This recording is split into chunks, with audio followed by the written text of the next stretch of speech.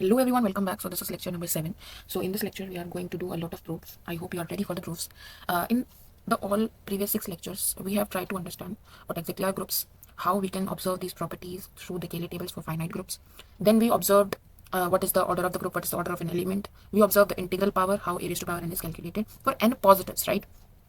So from this complete concept, or from this till now, what we have learned, there are few results that are left to be proven. So in this lecture we are going to do all those proofs. I will try to cover all of them, and again I will say that it is a proof heavy lecture, so be with me. Let start. So first result है we have is, हमने देखा था कि group का क्या structure होता है कि उसके पास हर एक एलिमेंट के पास इन्वर्स होता है. ठीक है, अगर ए है तो उसका इन्वर्स में ए इन्वर्स निकाल सकते हैं, अगर बी है तो उसका इन्वर्स में बी इन्वर्स निकाल सकते हैं. नेक्स्ट हमने देखा था कि ग्रुप जो है वो क्लोजर प्रॉपर्टी भी सेटिस्फाई करता है. अगर ए ग्रुप में जा रहा है, बी ग्रुप में जा रहा है, तो ए भी मेरा ग्रुप में जाएगा, इन दोनों का प्रोडक्ट भी हमारा ग्रुप में जाएगा. ठीक है, तो क्या मैं इस ए बी का इन्वर्स ए और बी के इन्वर्स की सहायता से निकाल सकती हूँ? क्या मुझे ए बी का इन्वर्स अलग से निकालना पड़ेगा बैठ के, या फिर ए और बी के इन्वर्स की सहायता से ही मैं ए बी का इन्वर्स निकाल सकती हूँ? That is the question. क्योंकि अगर ऐसा कर पाए कि ए और बी के इन्वर्स से ही मैं ए बी का इन्वर्स निकाल पा रही हूँ तो it will be easy for me, right. Otherwise जैसे कि अगर हमारे पास मल्टीप्लिकेशन मॉड्यूलो एन वाला ग्रुप है तो मुझे ए बी की भी पावर कर करके चेक करना पड़ेगा कि कौन सी पावर हमारी कॉन्ग्रुएंट हो रही है वन मॉड्यूलो एन की. ठीक है, तो हमारे लिए थोड़ा डिफिकल्ट हो जाता है. तो लेट अस सी रिजल्ट क्या कह रहा है. रिजल्ट कह रहा है कि सपोज जी आपके पास एक ग्रुप है with respect to the star binary operation आप बोल सकते हो, और आपको क्या बताना है, प्रूफ कीजिए कि ए बी का जो इन्वर्स होगा वो क्या बन जाता है, बी इन्वर्स ए इन्वर्स बन जाता है. जैसे आपने मेट्रिसेस में पढ़ा था कि ए बी का इन्वर्स क्या बन जाता है, उल्टा खुलता है, सोक्ष प्रॉपर्टी फॉलो होती है आपकी, बी इन्वर्स ए इन्वर्स आता है. तो सिमिलर यहाँ पर. ठीक है, तो देखते हैं इस रिजल्ट को कैसे प्रूव कर सकते हैं. तो शुरू करते हैं.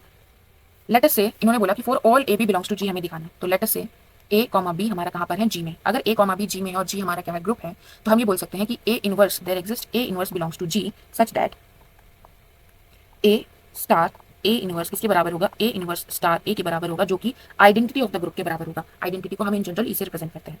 ठीक है, नेक्स्ट एक बी इनवर्स भी एग्जिस्ट कर रहा होगा इस ग्रुप जी में such that B star B inverse आपका बी इनवर्स स्टार बी के बराबर होगा, जो कि आइडेंटिटी के बराबर होगा. ठीक है, ये दोनों चीजें ठीक है यहाँ तक. हाँ बिल्कुल ठीक है. अब हम बात करें कि ए और बी हमारा जी में है, तो जी में तो फर्स्ट एक्सियम क्या कहता है, क्लोजर प्रॉपर्टी भी सेटिस्फाई होगी. इसका मतलब हमारा जो ए बी है सबसे पहले तो वो भी ग्रुप जी में चला जाएगा. अब ए बी अगर ग्रुप जी में चला जाएगा तो इसका इन्वर्स एग्जिस्ट तो करना चाहिए, बिकॉज कोई भी एलिमेंट अगर ग्रुप में है और जी हमारा ग्रुप है तो फोर्थ एक्सियम कहता है कि there exist inverse for each element of group G. तो ए बी का भी इन्वर्स एग्जिस्ट करेगा, कोई दिक्कत की बात नहीं है. क्या करेगा वही हमें ढूंढना है. तो हमें बोला हमें प्रूव करना है कि इसका इन्वर्स ये होगा. तो सबसे पहले अगर ये इसका इन्वर्स है, अगर ये इसका इन्वर्स है तो कौन सी प्रॉपर्टी सेटिस्फाई करनी चाहिए कि ए बी स्टार, यहाँ पर ए स्टार बी लिख सकते हैं. ठीक है, ध्यान दीजिएगा ए और बी के बीच में जो ऑपरेशन है वो ए स्टार है, स्टार जो ग्रुप का ऑपरेशन है वही है. तो बार बार स्टार लिखना इज अ डिफिकल्ट टास्क, तो मैं ए बी लिख रही हूँ. ठीक है, अंडरस्टूड. आगे से मैं स्टार नहीं लिखूंगी, ध्यान दीजिएगा. सो ए बी इंटू क्या करना है, बी इनवर्स ए इनवर्स. ठीक है, और हमें दूसरा क्या चेक करना पड़ेगा, हमें चेक करना पड़ेगा बी इनवर्स ए इनवर्स इंटू ए बी. ये किसके बराबर आना चाहिए, आइडेंटिटी ई के बराबर आना चाहिए, तभी हम बोल पाएंगे कि ये इसका इनवर्स बन रहा है. सही है इतना? हाँ बिल्कुल सही है. तो हम चेक करते हैं. सबसे पहले हम क्या लेकर चलते हैं, हम ये लेकर चलते हैं. अगर हम ये लेकर चल रहे हैं तो हमारे पास क्या है कि A B into B inverse A inverse.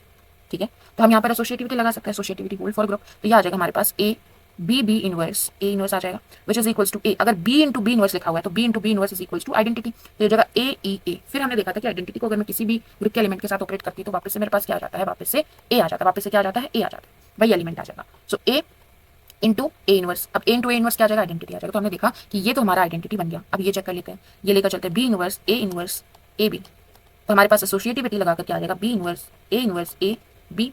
A inverse a किसके बराबर है, ए इनवर्स ए हमारा आइडेंटिटी के बराबर. तो आ जाएगा हमारे पास b inverse identity into B.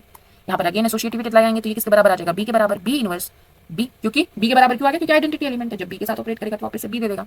Now B inverse B will give us E, because B inverse is inverse of B. Okay, तो हमने देखा कि दोनों से हमारे पास क्या आइडेंटिटी आ रहा है. इसका मतलब जो है बी इनवर्स ए इनवर्स वो इनवर्स हो सकता है ए बी का. कब होगा, अब ये इसका इनवर्स है और ए भी हमारा जी में है, तो बी इनवर्स ए इनवर्स को ग्रुप में जाना चाहिए, तभी हम बोलेंगे कि इसका इनवर्स है. क्या जाएगा, हाँ बिल्कुल जाएगा. क्योंकि यहाँ पर देखो कि ए इनवर्स कहाँ था, जी में था, बी इनवर्स कहाँ था, वो भी जी में था, तो इनका प्रोडक्ट भी कहाँ जाएगा, जी में जाएगा. इन दोनों के बीच में अगर मैं स्टार ऑपरेशन ऑपरेट करूंगी किसी भी तरह से तो वो भी जी में जाना चाहिए, क्योंकि जी क्या है, ग्रुप है, क्लोजर प्रॉपर्टी सेटिस्फाई होगी. तो ये भी जी में जा रहा है, ये भी जी में जा रहा है, ए इनवर्स बी इनवर्स भी जी में जा रहा है, उसमें भी कोई दिक्कत नहीं है. लेकिन ए बी का इनवर्स कौन बनेगा, ए बी का इनवर्स बी इनवर्स ए इनवर्स बनेगा, क्योंकि हमने देखा कि ये हमारी सेटिस्फाई हो रहा है. क्लियर है? ठीक है, जैसे मैट्रिसेस का करते हैं वैसे ये प्रूव करना. यहाँ पर हमारे पास ग्रुप जी था, ए और बी कोई भी एलिमेंट लेकर चले हैं हम आर्बिट्ररी. ए और बी जी में है तो ए इनवर्स भी जी में होगा, बी जी में है तो बी इनवर्स जी में होगा, ए और बी जी में है तो ए बी उनका क्लोजर भी जी में होगा, ए इनवर्स जी में है बी इनवर्स जी में है तो उनका मल्टीप्लिकेशन अगर हम करते हैं बी इनवर्स इनवर्स वो भी जी में होगा. फिर हमारी क्या प्रॉपर्टी रह गई, सिर्फ इसको इनवर्स दिखाना रह गया. इनवर्स दिखाने के लिए क्या होना चाहिए, क्या होना चाहिए इनवर्स दिखाने के लिए, ए इंटू ए इनवर्स किसके बराबर होना चाहिए, ए इनवर्स ए के बराबर होना चाहिए, जो कि आइडेंटिटी ऑफ द ग्रुप के बराबर होना चाहिए. तो वो हमने दिखा दिया कि A B into B inverse A inverse अगर हम करें वो हमारे किसके बराबर आ रहा है, आइडेंटिटी के बराबर आ रहा है.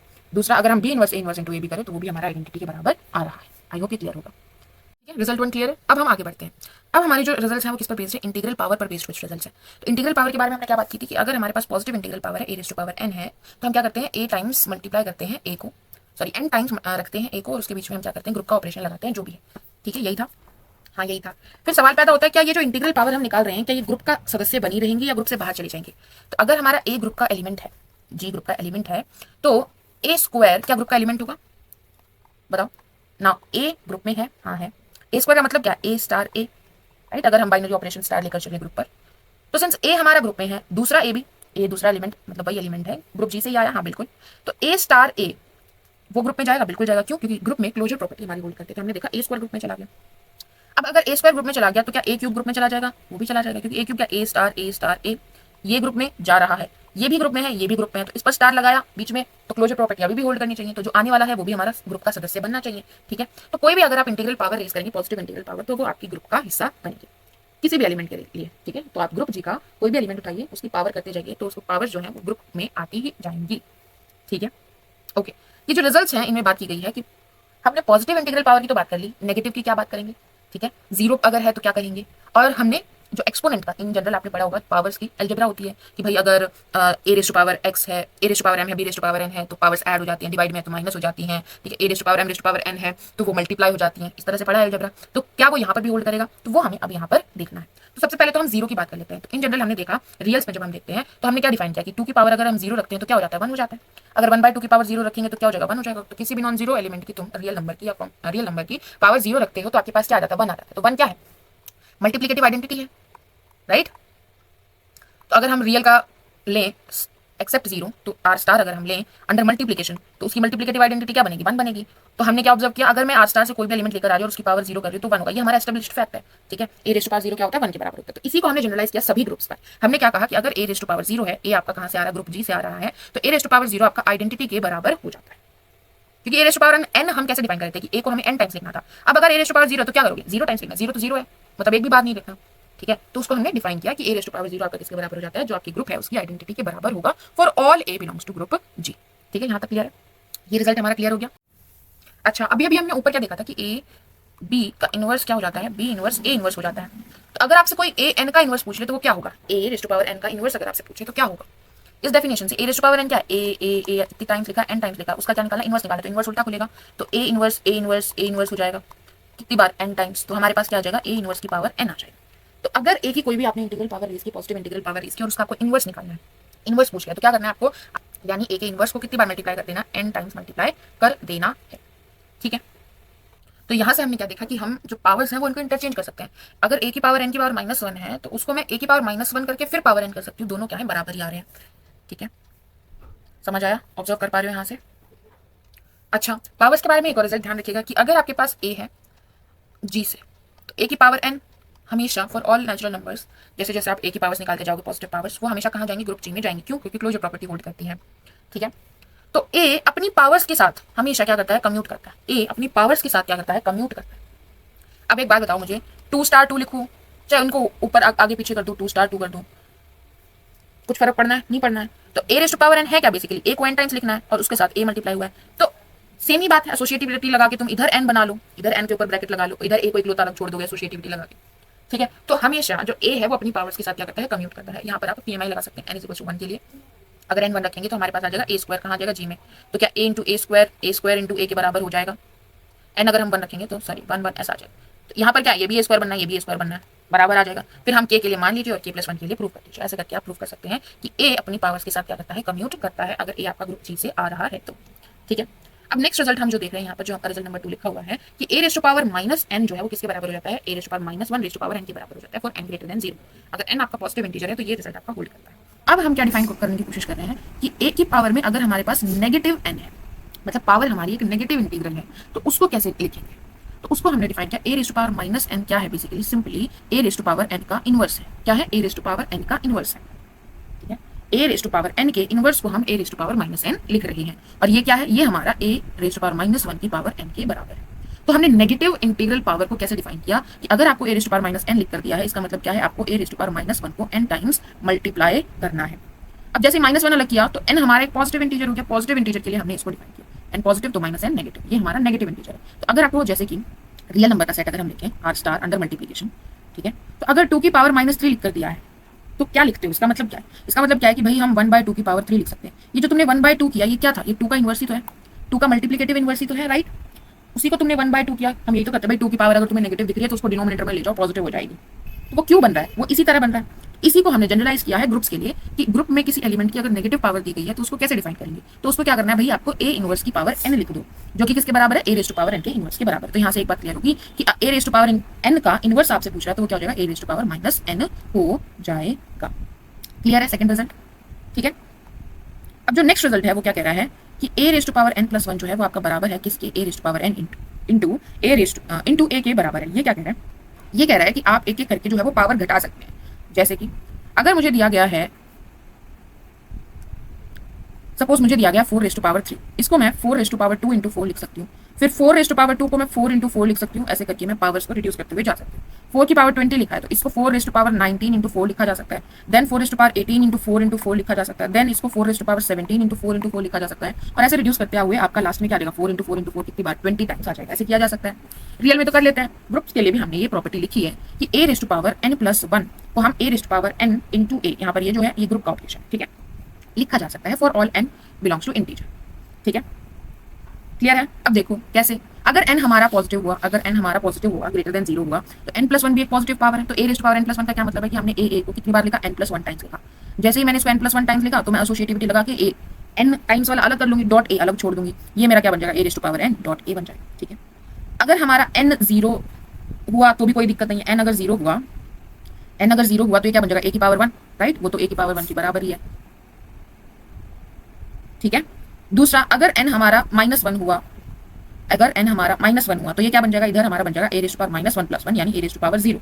यहाँ पर अगर हम देखेंगे तो क्या बनेगा? a raise to power -1, a raise to power 0 is identity. ये हमारी आगे left hand side, right hand side देखो, a raise to power -1 into a। अब a इनवर्स और a मल्टीप्लाई करेंगे तो क्या आना है? आइडेंटिटी। मल्टीप्लाई ग्रुप का ऑपरेशन लगा रहे हैं तो क्या आएगा? आइडेंटिटी आएगा। तो left hand side right hand side के बराबर है for n is equal to -1 also. What if कि हमारी जो n है वो क्या है? -1 से भी छोटी है। ठीक है, n अगर हमारा -1 से भी छोटा है तो उस केस में क्या आएगा? हमारा जो n+1 है वो क्या होगा? एक लेस देन 0 हो जाएगा, नेगेटिव पावर हो जाएगी। ठीक है, अब a रेज़ टू पावर अगर हमारे पास नेगेटिव पावर है तो उसको हम कैसे डिफाइन कर सकते हैं? वहां से आप माइनस अलग ले सकते हो। उसको आप a रेज़ टू पावर -1 की पावर क्या लिख सकते हैं? -n-1 लिखा जा सकता है। -1 अलग लिख लेंगे। ठीक है, या फिर आप क्या कर सकते हो? इसी को क्या लिख लीजिए, इसी चीज को आप ऐसे भी लिख सकते हो, क्योंकि हमने देखा था कि a raise to power -n क्या होगा? a raise to power n का इनवर्स होगा। तो इसी चीज को मैं क्या लिख सकती हूँ? a raise to power -n-1 की पावर -1 भी लिखा जा सकता है। अब हमने देखा कि अगर मैं -n-1 देखूं तो वो क्या हो जाएगा? ग्रेटर देन 0 हो जाएगा। सही है? तो इसको, क्योंकि फर्स्ट केस में हम प्रूव कर चुके हैं अगर n ग्रेटर देन 0 है, ठीक है, तो हमारा क्या होगा? उसको a raise to power n into a लिखा जा सकता है। ये होल्ड कर रही है। ठीक है, तो यहाँ पर ये होल्ड करेगी। तो और हमें पता है कि जो पावर्स है वो आपस में कम्यूट भी कर सकती हैं, तो इसको हम ये भी लिख सकते हैं, इसमें भी कोई दिक्कत नहीं है। ठीक है, तो इसको हम इसी तरह से ब्रेक डाउन कर लेंगे। इसको मैं a raise to power -n into a raise to power -1 लिखा जा सकता है। कैसे लिखा? तो ये हमने ऐसे लिखा, देखो n जो है वो क्या है? लेस देन -1, नेगेटिव है। तो माइनस ऑफ n जो है वो पॉजिटिव है। अगर मैं इसको k रख दूं तो मुझे यहाँ पर क्या लिखा हुआ दिखाई दे रहा है? मुझे दिखाई दे रहा है a raise to power k-1। अब k क्या है? पॉजिटिव इंटीजर है। पॉजिटिव इंटीजर्स के लिए हम ये प्रूव कर चुके हैं कि a k+1 जो है वो किसके बराबर हो जाएगा? a k इंटू a के बराबर हो जाएगा। नाउ यहाँ से अगर मैं a k+1 निकालना चाहूँ, वो क्या है? a k into a raise to power k+1 ही, a raise to power k निकालना चाहूँ तो वो क्या बन जाएगा? a raise to power k-1 into a बन जाएगा। ठीक है, a कम कर देना है, इंटू a आ जाएगा। ठीक बात है। अब यहाँ से a raise to power k-1 क्या आ जाएगा? दोनों तरफ अगर हम a इनवर्स से मल्टीप्लाई करते हैं तो हमारे पास a raise to power k-1 किसके बराबर आ जाएगा? a raise to power k into a inverse के बराबर आ जाएगा। यहाँ पर अगर हम ये रख दें तो a raise to power k-1 किसके बराबर आ जाएगा? a raise to power k that is -n into a raise to power -1 के बराबर आ जाएगा। और इसका क्या करना है? इसका इनवर्स करना है। तो क्या आ गया हमारे पास? यहाँ से इनवर्स उल्टा खुलेगा, a इनवर्स का inverse is again a and a raise to power -n का inverse is a raise to power n। ठीक है, तो आपके पास क्या आ गया? a raise to power n+1 किसके बराबर आ गया? a into a raise to power n के बराबर आ गया। पावर्स जो है a की क्या करेंगे? कम्यूट करेंगे, तो इसको a raise to power n into a भी लिखा जा सकता है। तो हमारा नेगेटिव n के लिए भी ये प्रूव हो गया, नेगेटिव इंटीग्रल्स के लिए भी प्रूव हो गया कि ऐसा आप कर सकते हैं। ठीक है, क्लियर है? जो अलजेब्रा है पावर्स की, उसके ऊपर थोड़ी बातचीत करते हैं। इसमें पहले हम देखते हैं थर्ड वाला। ठीक है, ये क्या कह रहा है कि अगर a b की पावर n है और n कहाँ से आ रहा है? नेचुरल नंबर से आ रहा है। n कहाँ से आ रहा है? नेचुरल नंबर से आ रहा है। मतलब क्या है? पॉजिटिव इंटीग्रल है। पॉजिटिव इंटीग्रल पावर अगर है तो इसका मतलब क्या हुआ? ए बी की पावर n का क्या मतलब हुआ? ए बी ऐसे करके कितनी बार लिखना है? n टाइम्स लिखना है और उसके बीच में हमें ग्रुप का ऑपरेशन लगाना है। ए और बी के बीच में भी ग्रुप का ही ऑपरेशन है। ठीक है, क्लियर है यहाँ तक बात? अच्छा, अगर हमारा ग्रुप जो है वो अबेलियन है, अबेलियन है इसका मतलब क्या होगा, कॉम्पिटिटिव होगा। कॉम्पिटिटिव है इसका मतलब क्या होगा कि ए बी हमारा बी ए के बराबर होगा। ए बी, ए और बी के बीच में भी ग्रुप का ऑपरेशन है और बी और ए के बीच में भी ग्रुप का ऑपरेशन। ठीक है, for all a comma b belongs to G, यही होता है कॉम्पिटिटिविटी की डेफिनेशन। अगर एक ग्रुप आपको अबेलियन दिया गया है, मतलब कॉम्पिटिटिविटी वाली एग्जाम सेटिस्फाई कर रहा है। कॉम्पिटिटिविटी का क्या मतलब है कि for all a comma b belongs to G, अगर हम ग्रुप जी से कोई भी दो एलिमेंट उठाएं तो वो आपस में क्या करेंगे, कम्यूट करेंगे। हम कौन सा पहले रख रहे हैं बाइनरी ऑपरेशन में उससे फर्क नहीं पड़ेगा, दोनों हमें सेम रिजल्ट देंगे। सही बात है। तो अगर हम यहाँ पर देखें तो सबसे पहले तो हमें क्या दिख रहा है, ए बी, फिर ए बी, फिर ए बी, फिर ए बी, ऐसे हमें दिख रहा है। तो हम पहले देखते हैं एसोसिएटिविटी लगाते हैं और क्या करते हैं, b a b a b a की ब्रैकेट्स बना लेते हैं। ठीक है, इंटू बी। यहां तक ठीक है। अब क्योंकि एसोसिएटिविटी काम करती है इसलिए हम ये कर पाए। नेक्स्ट, क्योंकि हमारा ग्रुप अबेलियन है तो इस बी ए की जगह मैं ए बी लिख सकती हूँ। तो मेरे पास क्या बन जाएगा, ए बी, सही है, बी ए बी। ठीक है, यहां तक। फिर से एसोसिएटिविटी अगर मैं लगाऊं तो मेरे पास आ जाएगा ए बी, फिर आया ए बी, आगे चलते जाओगे ए बी, ऐसे बन गया। ठीक है, क्या बन गया, ये ए स्क्वायर बी स्क्वायर बन गया यहाँ पर। अब आगे फिर से लगाओ, ए बी को फिर से क्या लिखा जा सकता है, बी ए लिखा जा सकता है। तो तुमने यहाँ पर बी ए बनाया। जैसे तुमने बी ए बनाया तो बी टू है, बी की पावर 1 है, तो बी की पावर क्या हो जाएगा, 3 हो जाएगा। ये हमने ये वाला रिजल्ट यूज किया, प्रूव करेंगे थोड़ी देर में। ठीक है, कि ए की पावर एम है, ए की पावर एन है, तो पावर्स क्या हो जाती है, ऐड हो जाती है। यहाँ पर बी की पावर 2 है, बी की पावर 1 है, तो पावर्स क्या हो जाएंगी, ऐड हो जाएगी। तो बी का क्यूब बन जाएगा। सही है, ऐसे ही करके हमने कॉम्यूटेटिविटी लगाई। क्योंकि अबेलियन दिया गया था तो हमारे पास क्या आ गया, ए बी की पावर एन किसके बराबर आ जाती है, ए रेस्ट टू पावर एन, और B raise to power N के बराबर आ जाता है। ठीक है, क्लियर है बात, समझ आई? सारी ए की पावर्स एक साथ इकट्ठी हो जाती है और बी की पावर्स एक साथ इकट्ठी हो जाती है। यहाँ पर आप देख सकते हो कि आपके पास क्या बन जाएगा, ए स्क्वायर बी क्यूब ए बन जाएगा। नाउ अभी हमने डिस्कस किया कि अगर बी आपका ग्रुप जी में है तो बी की पावर एन भी जी में होगा, for all integral power N. ठीक है, for all integral power N आपका ग्रुप में जाएगा। ठीक है, यहाँ पर हम पॉजिटिव इंटीग्रल पावर लेकर चल रहे हैं, एन हमारा नेचुरल नंबर से आ रहा है, तो वो आपका कहाँ चला जाएगा, बी एन भी आपका जी में जाएगा। तो इसका मतलब B raise to power N भी कम्यूट करेगा सभी एलिमेंट के साथ ग्रुप जी के। तो यहाँ पर ये दोनों भी आपस में कम्यूट करेंगे, बी की क्यूब और ए भी आपस में कम्यूट करेंगे। तो इसको हम क्या लिख सकते हैं, ए बी की पावर 3 लिख सकते हैं। अब ए टू और ए ये इकट्ठा हो गया तो ए क्यूब बी क्यूब बन गया अब आपका आगे। फिर ऐसे ही आप बाकियों को इकट्ठा करते जाओगे, ए की पावर इकट्ठी और बी की पावर इकट्ठी, तो ए की पावर एन और बी की पावर एन के बराबर आपका आ जाता है। क्लियर है थर्ड रिजल्ट, कि अगर अबेलियन है तो कॉम्यूटेटिविटी होल्ड करेगी। जैसे आप मेट्रिसेस के केस में देखते हो ना, तो सेम फॉलो हो रहा है। अगर अबेलियन है तो कॉम्यूटेटिविटी फॉलो करेगी, तो ए बी की पावर एन को हम a rest to power n b raise to power n लिख सकते हैं। लेकिन अगर अबेलियन नहीं दिया है, पॉइंट टू बी नोटेड, अगर अबेलियन नहीं दिया है तो कॉम्यूटेटिविटी जरूरी नहीं है होल्ड करे सभी ए और बी के लिए।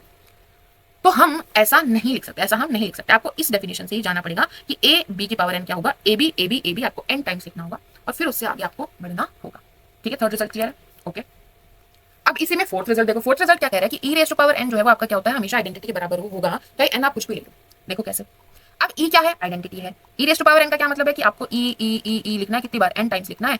एन हमारा नेचुरल नंबर से आ रहा है। ठीक है, कितनी बार लिखना है, एन टाइम्स लिखना है।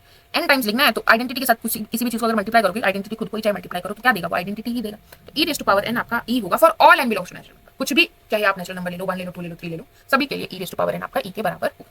यहाँ पर ये जो रिजल्ट है e raise to power n equals to e, किसके लिए दिया गया, नेचुरल नंबर के लिए दिया है। आप इसको किसी भी इंटीग्रल पावर के लिए भी बोल सकते हो। ठीक है, ई रेस्ट टू पावर -1 क्या होता है, वो भी ई होता है। ई रेस्ट टू पावर 0 करोगे तो ई ही आएगा। ई रेस्ट टू पावर आप एन करोगे, पॉजिटिव पावर है, नेचुरल नंबर से आ रही है, तो भी ई ही आना। अगर ई रेस्ट टू पावर -n करेंगे तो वो भी आप ऑब्जर्व करेंगे, ये वाली प्रॉपर्टी हमारी यूज होगी, तो वो भी आपका ई ही आएगा। ठीक है, तो फोर्थ रिजल्ट आई होप आपका यहाँ से क्लियर होगा कि आइडेंटिटी की कोई भी पावर आप प्लेस करेंगे तो क्या आएगा, आइडेंटिटी ही आएगा। अब हम जो हमारे बेसिक के 2 रिजल्ट्स थे ये देखते हैं, और यहाँ पर ये नेचुरल नंबर के लिए लिखे गए हैं। हम कोशिश करेंगे कि हम सभी पॉजिटिव इंटीग्रल सभी इंटीग्रल पावर्स के लिए इसको प्रूव कर पाए। सभी इंटीग्रल पावर मतलब पॉजिटिव पावर भी हो सकती है, नेगेटिव पावर भी हो सकती है और 0 भी हो सकती है। ठीक है, तो हम पहले देखते हैं हमारा रिजल्ट नंबर जो यहाँ पर 2 लिखा गया, मतलब सेकंड जो स्टेटमेंट लिखी गई, ये क्या कह रही है कि a rest to power am rest to power n जो है वो किसके बराबर हो जाता है, ए rest to power m into n के बराबर हो जाता है। पावर्स क्या हो जाती है, मल्टीप्लाई हो जाती है। तो कैसे आया ये रिजल्ट, सबसे पहले हमें यहाँ पर केस बनाने पड़ेंगे। पहला केस हम लेकर चलते हैं कि हमारे एम भी पॉजिटिव है और एन भी हमारा पॉजिटिव इंटीजर है, पॉजिटिव इंटीजर। ठीक है, तो अगर ये दोनों पॉजिटिव हैं तो A rest to power am rest to power N का क्या मतलब, इसका मतलब ये हुआ कि मुझे A rest to power M लिखना है, कितनी बार लिखना है, मुझे इसको एन टाइम्स लिखना है। कितनी बार लिखना है, एन टाइम्स लिखना है। सही है, इतना ए रेस्ट टू पावर एम की पावर एन है। ठीक है, तो पावर अगर एन है और वो एन क्या है, पॉजिटिव पावर है, तो A rest to power M को एन टाइम्स लिख सकते, कोई दिक्कत नहीं है, बिल्कुल नहीं है। सही है यहाँ तक। अब ये जो ए रेस्ट टू पावर एम लिखा है, यहाँ पर हम क्या लिख सकते हैं, ए को एम टाइम्स लिख सकते हैं, ए को एम टाइम्स लिख सकते हैं। तो यहाँ पर सिर्फ ए रेस्ट टू, ये वाला ए रेस्ट टू पावर एम की जगह ए इंटू ए आ जाएगा, बीच में ग्रुप का ऑपरेशन लग रहा है, ध्यान दीजिएगा, एम टाइम्स आ जाएगा। ठीक है, फिर हमने दूसरे वाला ए रेस्ट टू पावर एम उठाया, इसकी जगह भी ए इंटू ए बीच में ग्रुप का ऑपरेशन हमारा कितनी बार आना चाहिए, एम टाइम्स आना चाहिए। सिमिलरली ऐसे करके हमने सारे एक एक करके उठाए, हमारे पास ये आ गया। तो हमारे पास कितनी बार आ गया ए, बता दो, ए कितनी बार आ गया ये बताना। ये एम टाइम्स है, ये एम टाइम्स है, एम टाइम्स, ऐसे कितनी बार एम टाइम्स रिपीट हुआ, एन बार एम टाइम्स रिपीट हुआ। तो टोटल कितनी बार रिपीट हो गया, ऐड करोगे कि मल्टीप्लाई, ये m फिर m फिर m फिर m, कितनी बार, n टाइम्स, तो n इंटू m टाइम्स, तो आपका a कितनी बार रिपीट हो गया, n इंटू m टाइम्स आपका टोटल a रिपीट हो गया, mn टाइम्स आपका a रिपीट हो गया। तो a को जब हम mn टाइम्स लिख रहे हैं और बीच में ग्रुप का ऑपरेशन लगा रहे हैं तो बाय डेफिनेशन ये किसके बराबर हो जाएगा, ये a raise to power m into n के बराबर हो जाएगा। ठीक है, तो अगर हमारी पावर्स पॉजिटिव इंटीग्रल है तो कोई दिक्कत नहीं है, आसानी से हमने प्रूव कर दिया डेफिनेशन से ही कि ये हमारा पावर जो है वो क्या हो जाती है, मल्टीप्लाई हो जाती है। नाउ अगर हमारी कोई भी पावर जीरो हो गई, अगर पावर जीरो हो गई तो सपोज हमारा n जीरो हो गया, जो आउटर पावर है वो हमारी जीरो हो गई, तो क्या बन जाएगा हमारा left hand side a raise to power m raise to power zero. अब a raise to power m जो है और m क्या लेकर चल रहे हैं, हम पॉजिटिव लेकर चल रहे हैं। ठीक है, a raise to power m जो है क्या वो ग्रुप में जाएगा, बिल्कुल जाएगा, क्यों, क्योंकि क्लोजर प्रॉपर्टी होल्ड करती है, a इंटू a ग्रुप में जाएगा, उसकी कितनी भी मल्टीप्लाई करके जाओ वो ग्रुप में जाएगा। तो हमने देखा था कि अगर ग्रुप का कोई भी एलिमेंट लिया और उसकी पावर जीरो करे तो क्या जाता है, आइडेंटिटी आ जाता है। हमारी लेफ्ट हैंड साइड क्या बनती है, आइडेंटिटी। अब राइट हैंड साइड बताओ, a raise to power m into n हमारा जीरो, तो a raise to power zero ही बनना है, क्या आ जाएगा वापस से राइट हैंड साइड में हमारी आइडेंटिटी आ गई। तो जब हमारा कोई भी जीरो हो जाए, चाहे आउटर पावर चाहे इनर पावर आप जीरो ले लो, चाहे आप m को जीरो ले लो, तब भी आप देखोगे कि आपके पास क्या आ जाएगा, a raise to power zero की पावर n आ जाएगी, ये आइडेंटिटी है, इसकी पावर n करेंगे कुछ भी पावर हो जाए तो वो आइडेंटिटी ही आना है। और सिमिलरली अगर आपके पास राइट हैंड साइड देखोगे तो क्या आ जाएगा, a raise to power zero into n, that is a raise to power zero, that is identity. ठीक है, तो अगर एक भी जीरो हो गया तो आपका ये सेटिस्फाई हो रहा है, तो हम नेचुरल नंबर की बजाय इसमें जीरो का भी यूनियन कर सकते हैं, कोई दिक्कत नहीं है। अब आगे बताओ, क्या नेगेटिव भी इंक्लूड कर सकते हैं, नेगेटिव पावर्स, तो वो देखते हैं। नाउ सपोज हमारा जो है m वो नेगेटिव है और n वो भी नेगेटिव है। m नेगेटिव है तो हम मान लेते हैं कि m is minus times t where t is greater than 0। ठीक है, n is minus times k where k is greater than 0। k positive है, k पॉजिटिव है तो माइनस ऑफ k नेगेटिव है और हमने ये लेकर चले कि n हमारा नेगेटिव है। सिमिलरली t हमारा पॉजिटिव है तो माइनस ऑफ t नेगेटिव है और हम m लेकर चले कि वो नेगेटिव है। तो अब भी क्या हम ये प्रूव कर सकते हैं कि a raise to power m raise to power n जो है वो a raise to power mn के बराबर है। देखते हैं, शुरू करते हैं। सपोज हमारे पास लेफ्ट हैंड साइड लेकर चलते हैं, a raise to power m raise to power n लेकर चलते हैं। n की जगह पर और m की जगह पर मैं माइनस टी और माइनस k रख सकती हूँ। तो पहले m की जगह पर माइनस टी रखेंगे तो a raise to power minus t raise to power n हो गया। माइनस टी को क्या लिखा जा सकता है, a raise to power minus one की पावर t लिखा जा सकता है, रेज़ टू पावर n लिखा जा सकता है, या फिर हम इसको ऐसा भी लिख सकते हैं कि a raise to power t का इनवर्स लिखा जा सकता है और फिर पावर n किया जा सकता है।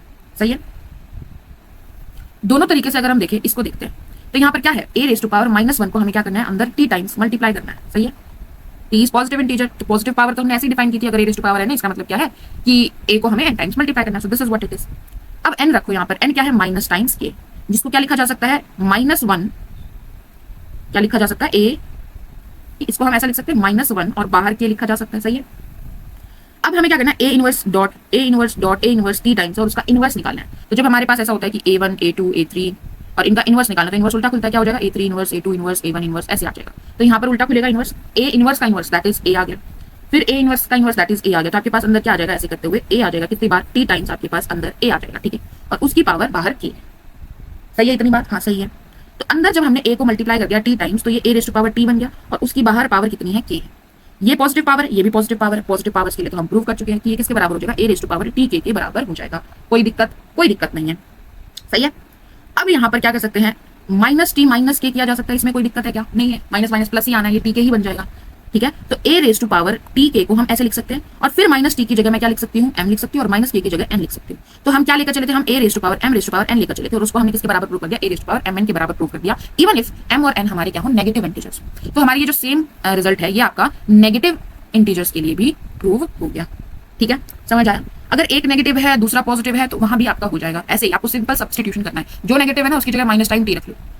सही है, क्लियर है ये रिजल्ट आपका। अब हम पहले वाले रिजल्ट की तरफ बढ़ते हैं। उसमें क्या किया गया है कि अगर आपको दिया गया है a raise to power m into a raise to power n, तो हम क्या कर सकते हैं, पावर्स हमारी क्या हो जाएगी, ऐड हो जाएंगी। इसमें भी हम देखते हैं, सबसे पहले हम नेचुरल नंबर्स के लिए देखते हैं सिंपली। तो केस वन हमारा क्या हो जाएगा, m हमारा ग्रेटर देन 0 है, n भी हमारा ग्रेटर देन 0, कहाँ से आ रहे हैं, नेचुरल नंबर से आ रही है। तो a raise to power m into a raise to power n left hand side हम लेकर चल रहे हैं। तो a raise to power m का क्या मतलब है, हमें m टाइम्स a लिखना है और उसको बीच में ग्रुप ऑपरेशन लगा देना है। a raise to power n का क्या मतलब है कि हमें n टाइम्स a लिखना है और उसके बीच में ग्रुप का ऑपरेशन लगा देना है। सही है, कोई दिक्कत नहीं है यहाँ तक। और उनको भी हमने क्या कर दिया है, मल्टीप्लाई। तो ये m टाइम्स a लिखा, ये n टाइम्स a लिखा और उन सबको हमने क्या करना है, ग्रुप ऑपरेशन लगाना है बीच में। तो हमारा टोटल a कितनी बार हो गया, टोटल a हमारा m प्लस n टाइम्स हो गया। सही है, कितनी बार हो गया, m प्लस n टाइम्स हो गया। तो हम क्या लिख सकते हैं इसको, a raise to power m plus n लिख सकते हैं by definition of positive power, positive integral power of a group element. सही है, क्लियर है, कोई डाउट नहीं है, ये तो सिंपल केस है। अब हम दूसरा केस लेकर चलते हैं कि भाई इनमें से कोई भी एक जीरो हो जाए या दोनों जीरो हो जाए तो क्या फर्क पड़ेगा। तो हम मान के चल लेते हैं कि भाई केस टू हम मान लेते हैं हमारा n जीरो, क्या जीरो है, n जीरो। अगर n जीरो है इसका मतलब हमारी लेफ्ट हैंड साइड बन जाएगी a raise to power n a raise to power zero. अब a raise to power zero हमने डिफाइन किया, क्या हो जाता है आइडेंटिटी, तो ये आ जाएगा। आइडेंटिटी को किसी भी ग्रुप के एलिमेंट के साथ मल्टीप्लाई करोगे तो क्या आना है, a raise to power n ही आ जाना है। अगर आप आपकी राइट हैंड साइड देखोगे तो वो भी क्या आएगी, वो भी आपकी a raise to power n ही आएगी। सिमिलरली अगर आप m जीरो रख लोगे तो यहाँ पर a raise to power n आ जाएगा आपका दोनों जगह, ठीक है। दोनों जीरो है तो दोनों तरफ आइडेंटिटी आ जाएगी, सही है, क्लियर है। नेक्स्ट बात करते हैं हम केस नंबर 3 की। केस नंबर 3 क्या कह रहा है कि हमारा m नेगेटिव हो जाए या n नेगेटिव हो जाए या दोनों नेगेटिव हो जाए, तो एक नेगेटिव होगा तो भी वही करना है, हम दोनों नेगेटिव वाला केस कर लेते हैं। अगर हमारा m भी नेगेटिव हो जाए और n भी नेगेटिव हो जाए तब क्या होगा, m नेगेटिव लेकर चल रहे तो m को मैं माइनस टाइम्स t लिख सकती हूँ और n को मैं माइनस टाइम्स k लिख सकती हूँ, वेयर t पॉजिटिव है और k भी हमारा पॉजिटिव, ठीक है। हम लेफ्ट साइड लेकर चलते हैं a raise to power m into a raise to power n, okay. तो हमारे पास आ गया a raise to power minus t, m की जगह माइनस t और n की जगह पर माइनस k लिखा जा सकता है। अब इसको क्या लिखा जा सकता है, इसको a raise to power minus 1 की पावर t लिखा जा सकता है और इसको a raise to power minus 1 की पावर k लिखा जा सकता है, ठीक है। इसका क्या मतलब, इसका मतलब है कि मैंने a raise to power minus 1 को t टाइम्स मल्टीप्लाई किया है। इसका क्या मतलब है, मैंने a raise to power minus 1 को k टाइम्स मल्टीप्लाई किया है। तो ये क्या हो जाएगा, a raise to power minus 1 को कितनी बार मल्टीप्लाई कर दिया, t प्लस k टाइम्स हमने मल्टीप्लाई कर दिया, सही है इतना, ठीक है। तो ये हो गया a इनवर्स की power t plus k, right. ये किसके बराबर है, a की पावर t प्लस k का इनवर्स इसके बराबर है, और जो कि हमारा a की power minus times t plus k हो जाना है, जो कि a raise to power minus k हो जाना है। माइनस t इज m, तो a की power m plus minus k is m। तो हमने प्रूव कर दिया कि a की पावर m इंटू a की पावर n जो है वो a की पावर m प्लस n के बराबर हो जाएगा अगर आपके m नेगेटिव है और n भी नेगेटिव है तब भी। तो ये result not only for natural, zero भी आप इंक्लूड कर सकते हो और आपके नेगेटिव इंटीजर्स भी आप इंक्लूड कर सकते हो, ठीक है, क्लियर बात है। अच्छा, अभी जो हम ये बीच में बोल रहे हैं कि जो पावर्स ऑफ a है वो ग्रुप में जाएंगी, तो पॉजिटिव पावर्स तो तुमने देख ली कि भाई a इंटू a है, क्लोजर प्रॉपर्टी होल्ड कर रही है तो चली जाएगी, कितने भी पावर लेते जाएं वो ग्रुप में चली जाएगी। नेगेटिव पावर्स का क्या ख्याल है तुम्हारा, नेगेटिव पावर्स अब तक हमने देखा नहीं है, ठीक है, पर हमने यूज काफी बार कर लिया है, क्या ख्याल है, क्या वो भी जाएगी ग्रुप में। तो अभी जो ऊपर रिजल्ट था, रिजल्ट 2 था, जिसमें हमने कहा कि a raise to power minus n जो है वो क्या है, a raise to power minus 1 की पावर n है और n ग्रेटर देन 0। तो यहाँ से अगर मैं देखूं ये क्या बोल रहा है, ये बोल रहा है कि मुझे a raise to power minus 1 को कितनी बार n टाइम्स क्या करना है, ग्रुप ऑपरेशन लगाना है, n टाइम्स लिख के उनके बीच में ग्रुप ऑपरेशन लगाना है। अब a कहाँ है, ग्रुप में है, तो a इनवर्स भी कहाँ जाएगा, ग्रुप में जाएगा। a इनवर्स के लिए भी क्लोजर प्रॉपर्टी सेटिस्फाई होगी, तो a inverse into a inverse ये भी हमारा ग्रुप में जाएगा। इसका मतलब क्या हो गया यहाँ से हमारे पास कि a इनवर्स की भी कोई भी पावर अगर हम लेंगे तो वो भी कहाँ जाएगी, ग्रुप में जाएगी। मतलब ये हमारे ग्रुप में है, ये ग्रुप में है और ये इसके बराबर है तो ये भी ग्रुप में है, मतलब a की जो नेगेटिव पावर्स हैं वो भी हमारी ग्रुप में जाएंगी। तो a की चाहे पॉजिटिव पावर लो चाहे नेगेटिव पावर लो और a की पावर अगर 0 करोगे तो वो आइडेंटिटी आ जाएगा। तो ग्रुप का अगर कोई एलिमेंट है तो उसकी सारी पावर्स हमारी कहाँ जाएंगी, सारी इंटीग्रल पावर्स हमारी ग्रुप में जाएंगी, कोई दिक्कत नहीं है ये चीज यूज करने में। तो यहाँ पर जो हमने ये सिर्फ नेचुरल लिखा है इसकी जगह हम इंटीजर लिख सकते हैं, कोई दिक्कत नहीं है, फोर्थ वाले में, सही है ना, समझ आ गई बात। ओके, आगे बढ़ते हैं, क्वेश्चन डिस्कस करते हैं। क्वेश्चन नंबर 1 हमारा क्या कह रहा है, in group G for every a belongs to g a square is identity, ठीक है। यहाँ पर हमें क्या बोला गया है, ग्रुप जी हमारे पास ऐसा है जिसमें हर एक a कोई भी एलिमेंट अगर हम g का उठाते हैं तो a का स्क्वायर क्या होता है, आइडेंटिटी के बराबर होता है। इसका क्या मतलब है, a स्क्वायर आइडेंटिटी के बराबर है। अगर मैं दोनों a स्क्वायर का मतलब a इंटू a आपका किसके बराबर है, आइडेंटिटी के बराबर है। अगर मैं दोनों तरफ a इनवर्स से मल्टीप्लाई कर दूँ, दोनों तरफ a इनवर्स से मल्टीप्लाई कर दूँ, प्री मल्टीप्लाई, तो ये आ जाएगा a इनवर्स a। जब a का इनवर्स है और a है तो ये क्या बन जाएगा, ये आइडेंटिटी बन जाएगा। आइडेंटिटी इंटू a किसके बराबर आ गया, a इनवर्स इंटू आइडेंटिटी के बराबर आ गया। जब आइडेंटिटी को किसी के साथ भी मल्टीप्लाई करेंगे तो ये a बन जाएगा और इसका a इनवर्स बन जाएगा। इसका मतलब क्या है कि अगर आपके पास ऐसा है कि a स्क्वायर आपका आइडेंटिटी बन रहा है, इसका मतलब आपके पास क्या है, a को जब मैं a के साथ मल्टीप्लाई करें तो वही आइडेंटिटी आ जा रहा है। तो ये जो a है वो खुद का ही क्या है, इनवर्स है, a itself is it's inverse. इसका मतलब हमें क्या बोला है कि ग्रुप जी के सभी एलिमेंट क्या है, सेल्फ इनवर्स है, वो खुद के ही इनवर्स है। हमें क्या दिखाना है, हमें दिखाना है proof that G is abelian, G को अबेलियन दिखाना है। अबेलियन का मतलब है कॉम्पिटिटिव एक्सियम दिखाना है। कॉम्पिटिटिव का क्या मतलब है कि अगर हम इन जनरल कोई भी फॉर ऑल ए और बी या फिर आर्बिट्ररी हम ए और बी उठाएंगे ग्रुप जी से, तो हमें क्या दिखाना है, हमें दिखाना है कि ए बी जो है वो किसके बराबर आ जाएगा, बी ए के बराबर आ जाएगा। कैसे दिखाएं, अब ए और बी कहाँ है, जी में है, ए भी जी में है, बी भी जी में है, तो क्लोजर प्रॉपर्टी से ए बी जो है वो भी जी का एलिमेंट होगा, कोई दिक्कत नहीं है इसमें। अब ए बी अगर जी का एलिमेंट है तो वो भी इसको सेटिस्फाई कर रहा होगा, क्योंकि हमें बोला है कि एवरी एलिमेंट ऑफ जी के लिए ये प्रॉपर्टी सेटिस्फाई हो रही है कि ए स्क्वायर आपका आइडेंटिटी के बराबर है। इसका मतलब ए बी का स्क्वायर भी आइडेंटिटी के बराबर है। और अभी हमने रिड्यूस किया कि ए बी जो है वो खुद का ही क्या है, इनवर्स है, मतलब ए बी का इनवर्स आपका किसके बराबर है, ए बी के बराबर ही है। अब ए बी का इनवर्स अभी ऊपर हमने देखा था सोक्शो प्रॉपर्टी से उल्टा खुलेगा, तो यहाँ से हम कहाँ पहुंच जाएंगे कि बी इनवर्स ए इनवर्स किसके बराबर है, ए बी के बराबर है। यहाँ तक ठीक है, कोई दिक्कत नहीं है। अब दोबारा से हमने क्या देखा था कि हर एक एलिमेंट ग्रुप जी का इस प्रॉपर्टी को सेटिस्फाई कर रहा है। ए और बी कहाँ से लिए थे, ग्रुप से ही लिए थे, तो इसका मतलब ए भी सेल्फ इनवर्स है, ए का इनवर्स ए ही है, और बी भी सेल्फ इनवर्स है, मतलब बी का इनवर्स बी ही है। ठीक है, तो यहाँ पर बी इनवर्स की जगह मैं बी लिख सकती हूँ, ए इनवर्स की जगह मैं ए लिख सकती हूँ, तो बी ए किसके बराबर आ गया, ए बी के बराबर आ गया। तो जो हमें प्रूव करना था कि for all a b belongs to G, a b आपका बी ए के बराबर होना चाहिए, तो वो हमारा प्रूफ हो गया कि ए बी आपका बी ए के बराबर है। For all a comma b आप आर्बिट्रेरी कोई भी ग्रुप से उठाकर ले आइए। क्लियर है, सही है। तो ऐसा कौन सा ग्रुप देखा था हमने एग्जाम्पल्स में जिसमें सारे एलिमेंट सेल्फ इनवर्स आ रहे थे। क्लाइंस फोर ग्रुप की टेबल याद है, 4 ऑर्डर का ग्रुप बनाया था, अबेलियन ग्रुप था, सारे एलिमेंट्स खुद के क्या थे, इनवर्सेस थे। आगे बढ़ते हैं। नेक्स्ट क्वेश्चन हमारा क्या कह रहा है, show that in a group G for a comma b belongs to G, a B का स्क्वायर जो है वो किसके बराबर होगा, ए स्क्वायर बी स्क्वायर के बराबर होगा if and only if G is abelian. जब भी इफ एंड ओनली इफ लिख कर देता है तो हमें दोनों तरफ प्रूव करना पड़ता है। अब हम मान लेते हैं, लेट अस सपोज हमें दिया गया है कि ए बी का स्क्वायर जो है वो किसके बराबर है, ए स्क्वायर बी स्क्वायर के बराबर है। तो हमें प्रूव क्या करना है, हमें प्रूव करना है कि हमारा जो जी है वो क्या है, अबेलियन है। जी अबेलियन है मतलब हमें दैट इज क्या प्रूव करना है कि ए बी आपका किसके बराबर है, बी के बराबर है for all a comma b आपका कहां से आ रहा है, जी से आ रहा है। ये भी इन्होंने प्रॉपर्टी जो दी है आर्बिट्रेरी ए कॉमा बी के लिए दी है जो आपके जी से आ रही है। ठीक है, ओके शुरू करते हैं। हमें जो दिया है उसी से शुरू करते हैं। हमें दिया क्या, हमें दिया कि ए बी का स्क्वायर जो है वो किसके बराबर है, ए स्क्वायर बी स्क्वायर के बराबर है। वैसे अगर मैं ए बी का स्क्वायर खोलूं तो इसका क्या मतलब है, a B into A b करना है, दो बार ए बी को क्या करना है, मल्टीप्लाई करना है। सही है, और इसको खोलूं तो ये क्या बनेगा, ए स्क्वायर का क्या मतलब है, ए इंटू ए, और बी स्क्वायर का मतलब है बी इंटू बी। सही बात इतनी। हाँ, अब यहाँ पर थोड़ा एसोसिएटिविटी लगाओ। क्या तुम्हें ए बी यहाँ पर दिख रहा है और यहाँ पर ए बी और बी दिख रहा है। ठीक है, सिंस जी आपका क्या है, ग्रुप है, ग्रुप में आपका क्या करता है, कैंसिलेशन लो होल्ड करता है। लेफ्ट कैंसिलेशन लो भी होल्ड करता है और राइट कैंसिलेशन लो भी होल्ड करता है। या फिर अगर आप कैंसिलेशन लो नहीं लिखना चाहते तो आप क्या कर सकते हैं, हम ए इनवर्स से प्री मल्टीप्लाई कर सकते हैं और बी इनवर्स से पोस्ट मल्टीप्लाई कर सकते हैं। Post multiply in the sense यहाँ पर ग्रुप का ऑपरेशन लगाना है, ध्यान दीजिएगा, मल्टीप्लाई में लिख रही हूँ पर हम क्या करेंगे, ग्रुप का ऑपरेशन लगाएंगे। ओके, तो यहाँ पर क्या आ जाएगा आपके पास, ए इनवर्स ए आ जाएगा, बी इनवर्स आ जाएगा। तो इनवर्स को जब हम उससे मल्टीप्लाई करते हैं तो क्या आ जाता है, आइडेंटिटी एलिमेंट। तो यहाँ पर क्या बच जाएगा, बी ए बच जाएगा और यहाँ पर क्या बच जाएगा, ए बी बच जाएगा। तो हमने प्रूव कर दिया कि आपका ए बी ए के बराबर आ जाएगा आर्बिट्रेरी ए बी के लिए। तो हमारा ग्रुप जी क्या हो जाएगा, अबेलियन हो जाएगा। ठीक है, अब वापसी क्या कह रही है कि हम मान कर चल रहे हैं कि दिया गया क्या है कि हमारा ग्रुप जो है वो क्या है, अबेलियन है। और हमें प्रूव क्या करना है, हमें प्रूव करना है कि आर्बिट्रेरी ए कॉमा बी अगर हम ग्रुप से लें तो ए बी का जो स्क्वायर है वो किसके बराबर हो जाता है, ए स्क्वायर बी स्क्वायर के बराबर हो जाता है। तो ये प्रॉपर्टी अभी हमने ऊपर देखी थी कि जब आपका ग्रुप अबेलियन होता है तो ए बी की पावर एन जो है उसको हम ए की पावर एन बी की पावर एन लिख सकते हैं। तो वही प्रॉपर्टी यहाँ पर लगा सकते हो, या फिर आप इसको प्रूव भी कर सकते हैं। कैसे, हमें क्या दिया गया, अबेलियन दिया गया है तो हमें ये प्रूव करना है, राइट। क्या प्रूव करना है, ये प्रूव करना है, इसकी लेफ्ट हैंड साइड लेकर चलो, ए बी का स्क्वायर, जैसे वहां पर पावर एन प्रूव किया था ना वैसे ही करना है। तो ये क्या हो जाएगा, a B into A b हो जाएगा।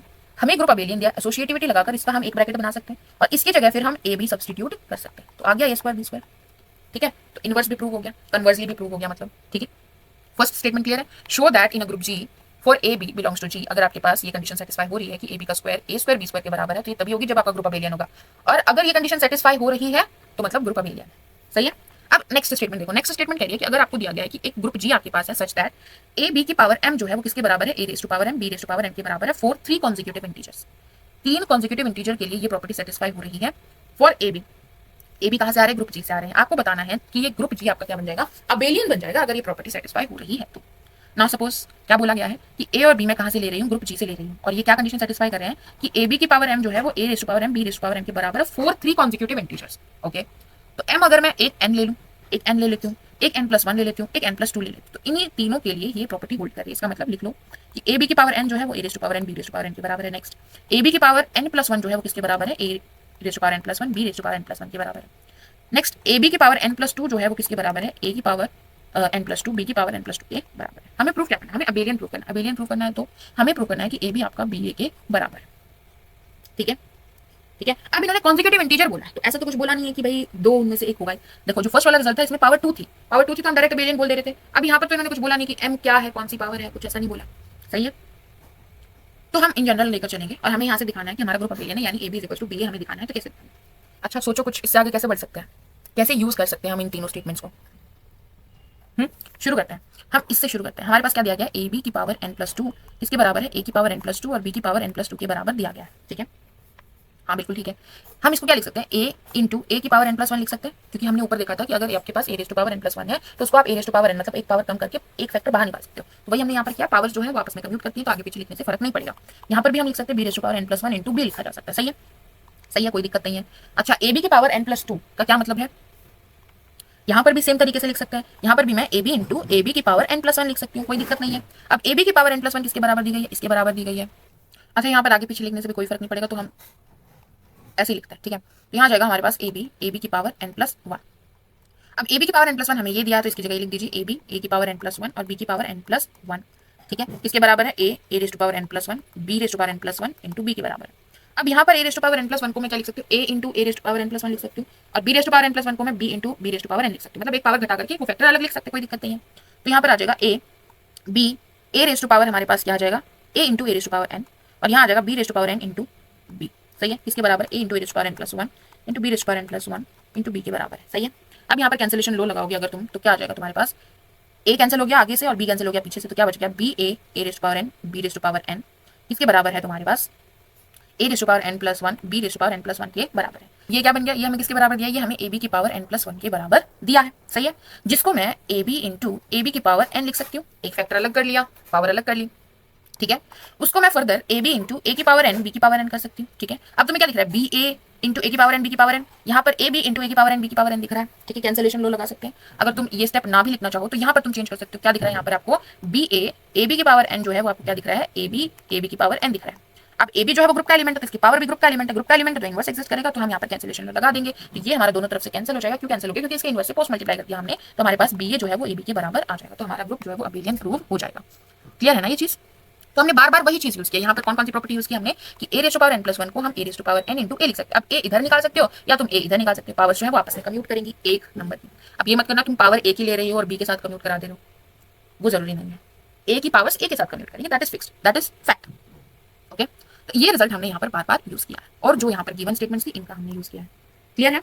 आगे बढ़ते हैं। नेक्स्ट हमारे जो है हम बढ़ते हैं, ये जो रिजल्ट है ये क्या कह रहा है कि if G be a group of even order, आपके पास जी जो है वो इवन ऑर्डर का ग्रुप है। इवन ऑर्डर का ग्रुप है मतलब कि उसका जो नंबर ऑफ एलिमेंट्स है वो क्या है, इवन है, ठीक है। Then there is a non identity element satisfying a square is equal to e. Non identity element मतलब हमें पता है कि भाई ई आइडेंटिटी है और आइडेंटिटी की कोई भी पावर रेस करेंगे वो तो आइडेंटिटी आनी है, ठीक है। ई की पावर 2 रेस करेंगे तो वो भी आइडेंटिटी आएगी। लेकिन ये क्या बोल रहा है कि अगर आपके ग्रुप का ऑर्डर इवन है, फाइनाइट है, तो हम ये कंपल्सरी बोल सकते हैं कि उसकी एक नॉन आइडेंटिटी एलिमेंट होगा, मतलब एक एलिमेंट होगा जो कि आइडेंटिटी के बराबर नहीं है, लेकिन ए स्क्वायर आपका ई के बराबर आ रहा होगा। अभी ऊपर हमने एक क्वेश्चन किया था जिसमें अगर ए स्क्वायर ई के बराबर, इसका मतलब है इसको दूसरे तरीके से क्या कह सकते हैं कि एक नॉन आइडेंटिटी एलिमेंट एग्जिस्ट कर रहा होगा जो कि क्या होगा, सेल्फ इनवर्स होगा। इस तरीके से भी आप बोल सकते हैं। तो ये रिजल्ट कैसे आया, तो सोचो आपके पास ग्रुप क्या है, इवन ऑर्डर का है, ठीक है। मतलब आपके पास 2n एलिमेंट्स हैं, उन 2n एलिमेंट में से एक आइडेंटिटी बाहर निकाल दो। आइडेंटिटी तो सेटिस्फाई करिए, बट इन्होंने क्या कहा, नॉन आइडेंटिटी एलिमेंट का है, सही है। तो आइडेंटिटी बाहर निकाल दो, कितने बच गए, 2n माइनस 1 बच गए। आइडेंटिटी की अगर हम बात करें तो वो सेल्फ इनवर्स होती है, कोई दिक्कत की बात नहीं है। आइडेंटिटी का इनवर्स आइडेंटिटी ही होती है। अब बाकी सपोज ए बी सी ऐसे करके हमारे पास एलिमेंट है, डिस्टिंक्ट एलिमेंट है, तो ए होगा, ए अगर जी का एलिमेंट है तो ए इनवर्स भी जी का एलिमेंट होगा। अब ए का इनवर्स ए इनवर्स है और ए इनवर्स का इनवर्स हमारा वापस से ए आ जाता है, ये हम प्रूव कर चुके हैं पहले लेक्चर्स में। तो हम बोल सकते हैं कि ये जो एलिमेंट्स हैं वो दो दो करके ग्रुप बना देंगे, ए और ए इनवर्स, ऐसे करके हम सारे एलिमेंट्स को इकट्ठा कर सकते हैं। इनवर्स जो है वो हर एक एलिमेंट का यूनिक होगा। अब ए अगर बी का इनवर्स है तो सी ए का इनवर्स नहीं हो सकता, ठीक है, यूनिक होता है, सही है। तो अब हम एक एक करके क्या करते हैं, पेयर बनाते हैं। अब मेरे पास कितने एलिमेंट है, 2n माइनस 1 बोले तो अब मेरे पास आइडेंटिटी को छोड़कर जितने एलिमेंट बचे वो कितने बचे, odd elements, odd number of elements बचे। तो अगर मैं पेयर बना के लिखूं एलिमेंट और उसके इनवर्स को, तो वो तो इवन, क्योंकि पेयर लिख रहे हैं ना, दो एलिमेंट्स एक साथ पेयर कर रहे हैं, तो हमारे पास क्या होने चाहिए, अगर उनका सम करेंगे, जितने भी एलिमेंट है उनका अगर हम सम करेंगे तो एक इवन आएगा। लेकिन ये क्या है, total number of elements identity को छोड़कर कितने हैं हमारे पास, नॉन आइडेंटिटी एलिमेंट ओड है। तो मतलब एक नॉन आइडेंटिटी एलिमेंट हमारा अकेला बच जाएगा, ठीक है। एक नॉन आइडेंटिटी एलिमेंट हमारा अकेला बच जाएगा, हमेशा वो बचेगा ही। अब ऐसा हो सकता है कि ऐसा कोई और भी एलिमेंट हो जिसका इनवर्स वो खुद ही हो। इसको इस तरह समझो, जैसे हमारे पास मान लीजिए एक है जिसमें हमारे पास सी डी ई और आपके पास एफ, कितने एलिमेंट हो गए, 2 2 4 2 6 एलिमेंट हो गए, ठीक है। अब ई तो आइडेंटिटी है, इसको तो बाहर निकाल दो, ये तो सेल्फ इनवर्स है। बचा क्या, ए बचा, बी बचा, सी बचा, डी बचा, एफ बचा, सही है। अब ए उठाया मैंने, ए का कोई इनवर्स होगा इनमें से, क्योंकि ये ग्रुप है तो इसका इनवर्स भी इसी में होगा, तो इनमें से कोई ए का इनवर्स होगा। तो मान लीजिए ए का इनवर्स बी है तो ए बी का एक पेयर बन गया। फिर मैंने सी उठाया, सी का इनवर्स मान लीजिए डी है तो सी डी का एक पेयर बन गया। तो ऐसे अगर मैं सबके पेयर बना भी लूं तो भी, क्योंकि आइडेंटिटी एलिमेंट को निकालने के बाद मेरे पास ओड नंबर ऑफ एलिमेंट बचे हैं, तो मेरे पास हमेशा एक एक्स्ट्रा बच जाएगा। अब ये इकलौता, इसका कोई और इनवर्स तो मिल नहीं सकता क्योंकि तो इकलौता बचा है, ठीक है। तो इस बेचारे को हार के खुद का इनवर्स खुद ही बनना पड़ेगा, क्योंकि ग्रुप है, इनवर्स तो मिलना चाहिए। फोर्थ एक्सियम क्या कहती है कि हर एक एलिमेंट का इनवर्स तो होना चाहिए, तो इस बेचारे को खुद का इनवर्स बनना पड़ेगा, ठीक है। तो ये क्या कह रहा है कि अगर आपके ग्रुप का ऑर्डर इवन है ना, तो उसके पास एक नॉन आइडेंटिटी एलिमेंट तो होगा ही जो सेल्फ इनवर्स होगा। अब ये जरूरी नहीं है कि एक ही हो, मिनिमम एक होगा, ज्यादा भी हो सकता है। नाउ सपोज ये सी भी ऐसा था जिसका कोई और इनवर्स नहीं बन सकता था, ए और बी का पेयर बन गया, लेकिन हमने देखा सी भी सेल्फ इनवर्स है, सी भी सेल्फ इनवर्स है, तो मतलब सी भी इकलौता बच गया। जैसे ही सी इकलौता बचा, अब हो सकता है कि डी एफ का इनवर्स हो या एफ डी का इनवर्स हो, दोनों एक दूसरे के इनवर्स हो। और अगर वैसा भी नहीं हुआ, हमने बोला कि डी भी खुद का ही इनवर्स है, डी भी खुद का इनवर्स है, तो ये भी हमारा सेल्फ इनवर्स एलिमेंट बन गया, ये भी खुद का इनवर्स है। तो इस हिसाब से इस एफ अगेन इकलौता बच गया, एफ को भी क्या होना पड़ेगा, सेल्फ इनवर्स होना पड़ेगा। तो आप ऑब्जर्व कर रहे हो कि number of non identity self inverse element, या फिर आप बोल सकते हो element satisfying a square equal to identity, वो हमेशा क्या होते हैं, ओड होंगे। इवन ऑर्डर के ग्रुप में क्या होंगे, ओड होंगे, ठीक है। क्यों हुआ, सबसे पहले तो नॉन आइडेंटिटी बोल रहे हैं तो आइडेंटिटी को बाहर करना पड़ेगा। हालांकि आइडेंटिटी भी इसको सेटिस्फाई कर रहा है, आइडेंटिटी का स्क्वायर करोगे तो वो भी आपका ई ही आना है, ठीक है, इसको सेटिस्फाई कर रहा है, लेकिन ये नॉन आइडेंटिटी की बात कर रहा है, नॉन आइडेंटिटी एलिमेंट्स को काउंट कर रहा है।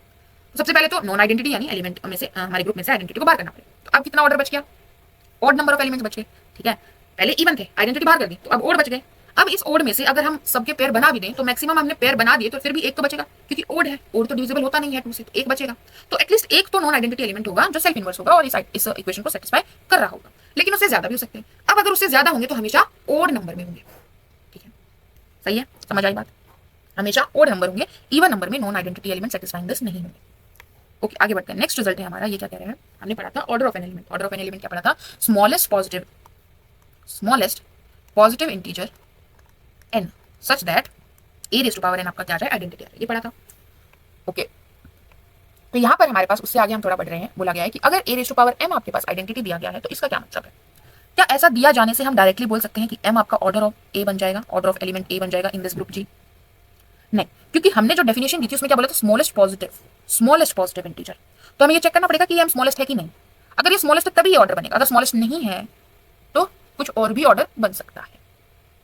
देखो, जैसे हमने देखा था Z5, ठीक है, अंदर एडिशन मॉड्यूलो 5, उसमें हमने 2 का ऑर्डर निकाला था। 2 का ऑर्डर क्या आया था, 5 आया था, राइट, क्या आया था, 5 आया था। तो अगर मैं 2 की पावर 10 रेज करूं, 2 की पावर 10 रेज करूं तो क्या वो क्या आना है, 2 रेज टू पावर 10 क्या आना है, जल्दी से बताओ मुझे। Z5 है, एडिशन मॉड्यूलो 5 के अंदर 2 रेज टू पावर 10 की वैल्यू क्या आएगी, जल्दी बताओ। एडिशन है तो ये क्या बन जाता है, 2 raise to power 10 is 10 into 2 बन जाएगा, ठीक है, और उसके साथ क्या लगाना है, मोड 5 लगाना है। तो 10 into 2 इज 20, मोड 5 लगा देंगे तो क्या आ जाएगा, 0 आ जाएगा, 0 आ जाएगा, मतलब 2 रेज टू पावर 10 भी क्या आ रहा है, 0 आ रहा है, मतलब आइडेंटिटी एलिमेंट आ रहा है Z5 का।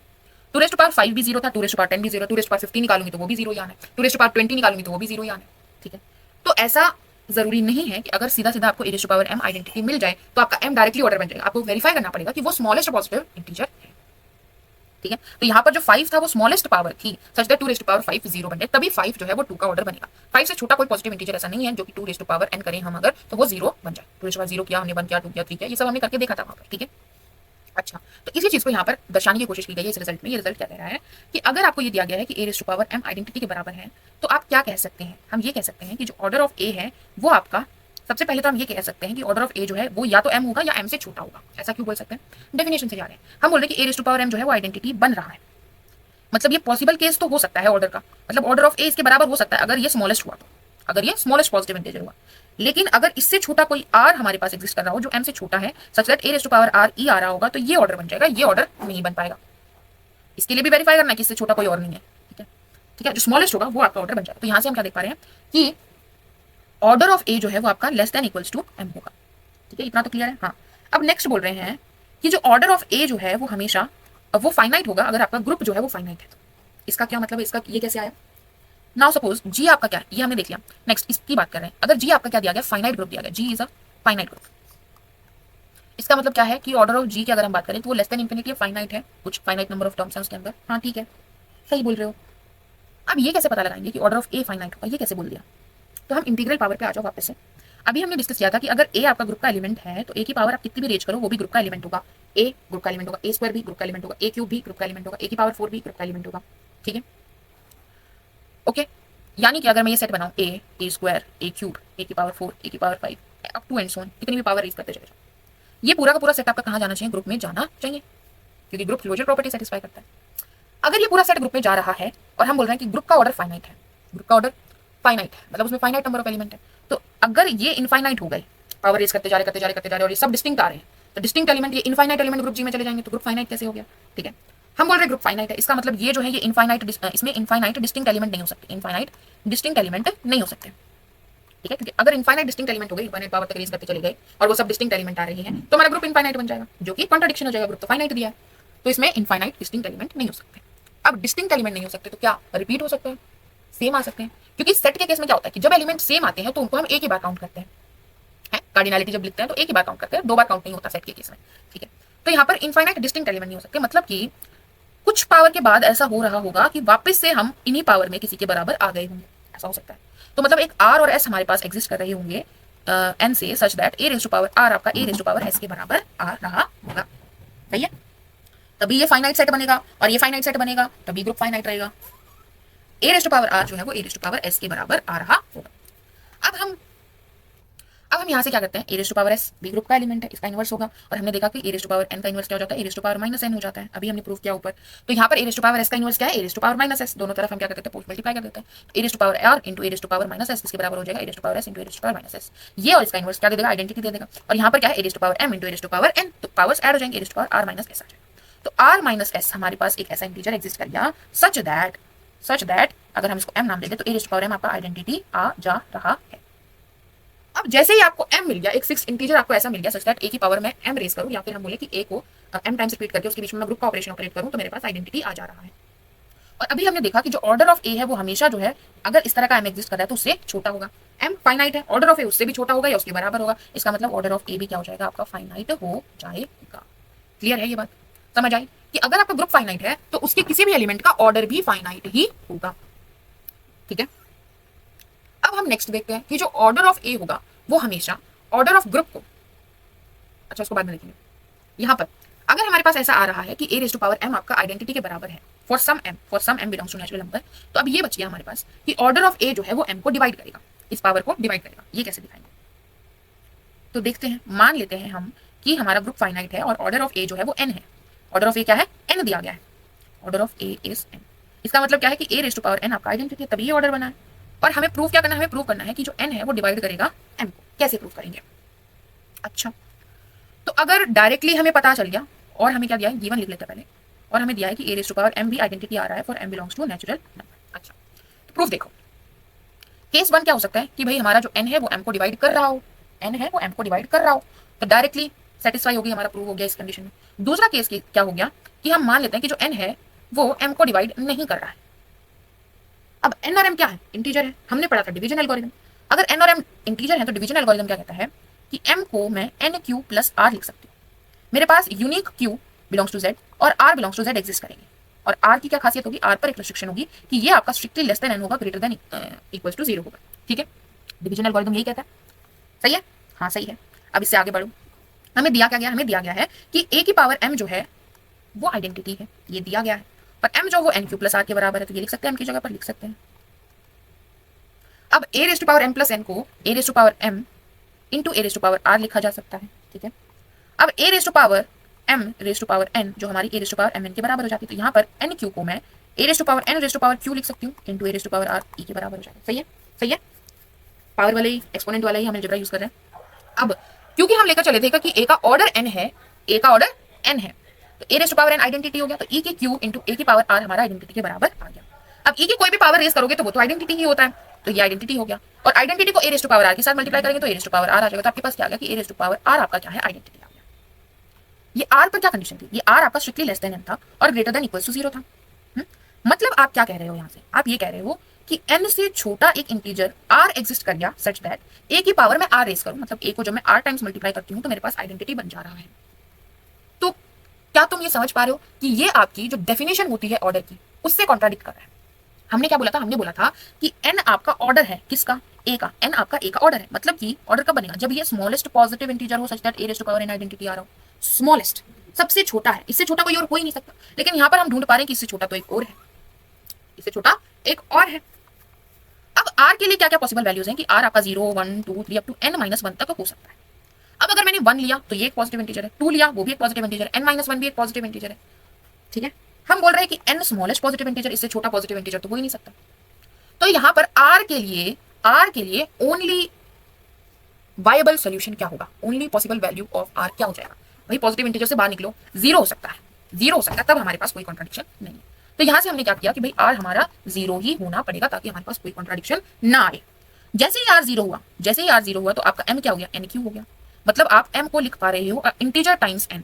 इसका मतलब क्या हो गया कि n आपके m को डिवाइड कर रहा है, m is an multiple of n, m is a multiple of n, मतलब n डिवाइड्स m। तो हमने क्या प्रूव कर दिया कि ऑर्डर ऑफ a जो है वो m को डिवाइड कर रहा होगा, अगर आपके पास ऐसा आ रहा है कि a raise to power m आपके पास आइडेंटिटी आ रहा है तो। क्लियर है, समझ आई बात। ठीक है, खुद से लिख कर देखना, सिंपल हमने डिवीजन एल्गोरिथम यूज किया है। r पर क्या वैल्यू थी, r की वैल्यू 0 से लेकर n less than, strictly less than n तक हो सकती थी। फिर हमने जैसे इसको प्रूव किया तो हमारे पास आ गया कि r के लिए और कोई वैल्यू हम ले ही नहीं सकते, अगर कोई और ली तो हमारी जो ऑर्डर की डेफिनेशन उससे कॉन्ट्राडिक्शन हो जा रहा है। ठीक है, तो आर की ओनली वायबल सोल्यूशन हमारे पास जीरो आएगा, कि आर की वैल्यू जीरो हो सकती है। इसका मतलब हमारा एम किसके बराबर हो गया, एन क्यू के बराबर हो गया। तो हमारा एम है वो मल्टीपल ऑफ एन आ गया, मतलब एन हमारा एम को डिवाइड करेगा, और एन क्या था, ऑर्डर ऑफ ए, मतलब ऑर्डर ऑफ ए क्या करेगा, एम को डिवाइड करेगा। क्लियर है ना बात? ओके, नेक्स्ट रिजल्ट हमारा जो है वो क्या कह रहा है कि order of an element of a group जो है वो डिवाइड करता है ऑर्डर ऑफ द ग्रुप को। अगर जी हमारा फाइनाइट है तो ऑर्डर ऑफ जी जो होगा उसको ऑर्डर ऑफ ए डिवाइड करेगा। ए आपका कहां से आ रहा है, जी से आ रहा है। ठीक है, ये जो रिजल्ट है ये लेग्रांज थ्योरम हम आगे पढ़ेंगे सब ग्रुप में, वहां से हमारे पास इजीली प्रूव हो जाएगा। ठीक है, वरना हमें कुछ ज्यादा ही काम करना पड़ेगा। नेक्स्ट रिजल्ट पर चलते हैं। ध्यान रखिएगा अभी के लिए इस रिजल्ट को, कि अगर आपके पास कोई भी एलिमेंट है ग्रुप का तो उसका ऑर्डर क्या होगा, फैक्टर होगा किसका, ऑर्डर ऑफ ग्रुप का। ठीक है, ऑर्डर ऑफ ग्रुप को कंप्लीटली डिवाइड करेगा। नेक्स्ट हमारे पास अगर जी आपके पास फाइनाइट दिया गया है, then order of each element of group के हर एक एलिमेंट का जो ऑर्डर होगा वो भी फाइनाइट होगा, क्योंकि हमने देखा कि ऑर्डर ऑफ ए जो है वो less than equals to order of G होगा, हमेशा लेस देन, क्योंकि जी फाइनाइट है। अगर ऑर्डर ऑफ ए जो है वो जी से बड़ा हुआ, जी की कार्डिनलिटी से बड़ा हुआ, तो देखो जैसे मान लीजिए ऑर्डर ऑफ ए जो है वो एन है, ऑर्डर ऑफ ए जो है वो एन है। इसका मतलब क्या है कि ए स्क्वायर, ए क्यूब, A4, A5, ये सब करके ए एन तक ये सारी पावर्स डिस्टिंक्ट होंगी। सही है, सही है ना? तो मतलब और सारी पावर्स ग्रुप में भी जाएंगी, तो ये सभी के सभी हमारा ग्रुप का सेट बनेगा। तो जो ग्रुप का ऑर्डर होगा वो इससे तो बड़ा ही होगा। ठीक है, ये कितने एलिमेंट हो गए, 1 2 3 अप टू एन, ये हो गए एन एलिमेंट, मतलब ऑर्डर ऑफ ए से तो ग्रुप का ऑर्डर हमारा बड़ा ही होगा। सबसे पहली बात, अगर ग्रुप फाइनाइट है तो ऑर्डर फाइनाइट होगा, और जो ऑर्डर ऑफ ए है वो हमेशा लेस देन इक्वल होता है ऑर्डर ऑफ ग्रुप के। क्यों होता है, इसलिए होता है क्योंकि ऑर्डर ऑफ ए जितना है एन है, तो उससे पहले तो आइडेंटिटी आने से रहा, a raise to power a into a करके चलेंगे, उससे पहले तो आइडेंटिटी आने से रहा। ठीक है, मान लीजिए कि A1, A2, A3, A4, A5, A5 इनमें से कोई आई और जे है जो बराबर हो गए हैं। आई जे कहाँ बिलोंग कर रहे हैं, आपके 1 से लेकर n के बीच में बिलोंग कर रहे हैं। किसी आई जे के लिए ये जो पावर है दो मान लीजिए बराबर आ गई है, तो अगेन यहाँ से आप क्या बोल दोगे कि a raise to power i minus j आपका क्या आ जाएगा, आइडेंटिटी आ जाएगा। अब आई और जे कहाँ लाई कर रहे हैं, 1 से लेकर n के बीच में लाई कर रहे हैं, तो आई माइनस जे कहाँ लाई करेगा, आई माइनस जे कहाँ लाई करेगा, 1 से लेकर n के बीच में ही लाई करेगा। ठीक है, तो आपके पास क्या आ जाएगा, अगेन वही जो ऊपर हमने कॉन्ट्रडिक्शन लाया था कि अगर n हमारे पास क्या है उसका ऑर्डर है, तो उससे छोटा तो कोई इंटीजर एग्जिस्ट ही नहीं कर सकता, उससे छोटा कोई इंटीजर एग्जिस्ट ही नहीं कर सकता, सच दैट हमारा ए रेज़ टू पावर दैट हमारा क्या आ जाए, पॉजिटिव इंटीजर एग्जिस्ट नहीं कर सकता, such that a raise to power that integer identity आ जाए। ठीक है, तो ये सारे हमारी क्या होंगे, डिस्टिंक्ट होंगे। डिस्टिंक्ट एलिमेंट्स का सेट है, कितने एलिमेंट है, एन एलिमेंट है, और ये सारे ग्रुप में जा रहे हैं, तो ग्रुप का ऑर्डर इससे तो बड़ा ही होगा। ग्रुप का ऑर्डर क्या होता है, कार्डिनलिटी ऑफ द ग्रुप की। क्लियर है बात? आगे बढ़ते हैं। नेक्स्ट हमारे पास आते हैं ये रिजल्ट। अब ये रिजल्ट देखते हैं। रिजल्ट क्या कह रहा है कि अगर हमारे पास एक ग्रुप जी है, उसमें ए का ऑर्डर जो होगा उसके इनवर्स का ऑर्डर भी वही होगा। तो ये कैसे होगा, मान लीजिए ऑर्डर ऑफ ए आपका क्या दिया गया, एन दिया गया, मतलब आपको क्या दिया, a raise to power n identity होगा, और एन स्मॉलेस्ट पॉजिटिव इंटीजर होगा, ऐसा। ठीक है, तो अगर मैं पावर -1 कर दूं दोनों तरफ, तो ये हो जाएगा a raise to power N का इनवर्स क्या होगा, a raise to power minus n किसके बराबर हो जाएगा, ई का inverse that is e. A raise to power minus n किसके बराबर हो जाएगा, ई के बराबर हो जाएगा। इसको क्या लिखा जा सकता है, ए raise to power -1 raise to power n लिखा जा सकता है, किसके बराबर है, ई के बराबर। मतलब कि ए रेज़ टू पावर -1 की अगर मैं एन पावर रेज़ करूं तो वो क्या आ जा रहा है, आइडेंटिटी आ जा रहा है। यहाँ से हम सिर्फ इतना बोल पाएंगे कि ऑर्डर ऑफ ए इनवर्स जो होगा वो डिवाइड करेगा एन को, या फिर हम बोल सकते हैं कि ऑर्डर ऑफ ए इनवर्स जो होगा वो लेस देन इक्वल होगा एन के। कितना हम यहाँ से बोल पा रहे हैं, पर ये स्मॉलेस्ट होगा ये हमें दिखाना पड़ेगा। मान लीजिए ऑर्डर ऑफ ए इनवर्स क्या है, एम है।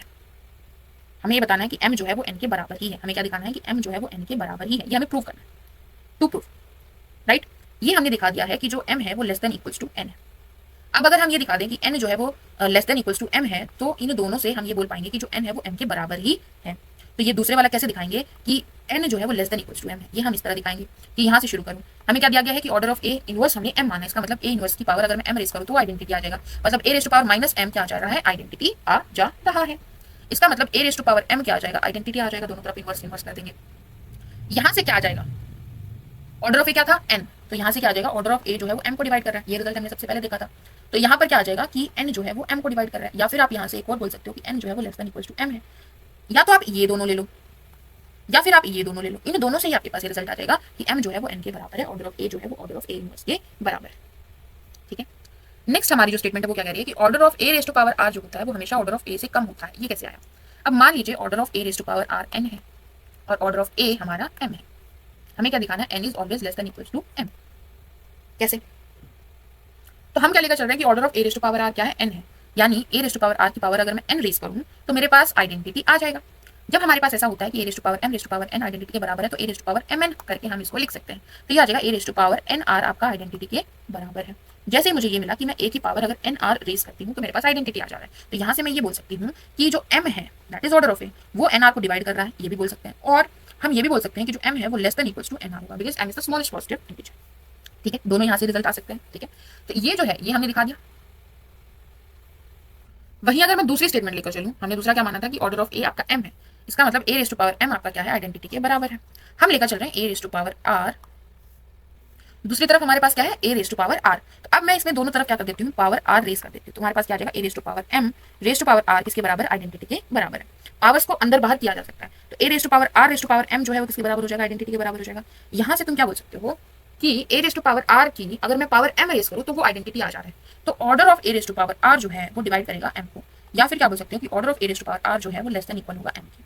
Order of A raise to power R क्या है, एन, तो एन हमारा लेस देन इक्वल टू होगा एम की, या फिर एन आपका डिवाइड करेगा एम। ये दोनों रिजल्ट आपके यहाँ से आ गए। ठीक है, ये काम क्यों नहीं किया, क्योंकि m is less than equal to n r आ रहा था, एन आर आर आर पर डिपेंड कर रही है बात, और m लेस देन इक्वल आ रहा है। ठीक है, तो ये वाला हमारा काम नहीं किया, ये वाला काम हमारा कर गया। हमें क्या दिखाना था, n is less than equal to m, n क्या था, order of A raise to power R, तो हमें A raise to power R की पावर में कुछ बनाना था। ठीक है, क्लियर है, ये क्लियर हो गया कि अगर आपके पास a का ऑर्डर आपको पता है, तो अगर आपके पास a स्क्वायर का ऑर्डर पूछ लिया या a क्यूब का ऑर्डर पूछ लिया या a की पावर 4 का ऑर्डर पूछ लिया, तो आपके पास एक रिलेशन तो कंफर्म है कि ऑर्डर ऑफ a की पावर 4 हमेशा लेस देन इक्वल होगा ऑर्डर ऑफ a के। ठीक है, ऑर्डर एक्जेक्टली होगा क्या, वो यहाँ से इस फॉर्मूले से आएगा, इसको हम आगे प्रूव करेंगे। पहले हम आगे बढ़ते हैं। नेक्स्ट हमारे पास है थर्ड स्टेटमेंट, ये क्या कह रही है कि ऑर्डर ऑफ ए जो है वो बराबर होता है किसके, order of B inverse A B के। ए और बी कहाँ से आ रहे हैं, जी से आ रहे हैं। तो ऐसा जब करके लिखा होता है तो हम बोलते हैं यहाँ पर ए एलिमेंट है और हम यहाँ पर एक्स और एक्स इनवर्स से आगे पीछे मल्टीप्लाई करते हैं, ऐसे लिखा हो या ऐसे लिखा हो। ठीक है, दोनों। तो ये क्या होते हैं, ये कॉन्जुगेट्स बोलते हैं कि ए और ए के कॉन्जुगेट का ऑर्डर सेम होगा। अब एक्स की वैल्यू आप ग्रुप से कोई भी एलिमेंट उठा के पुट कर सकते हो।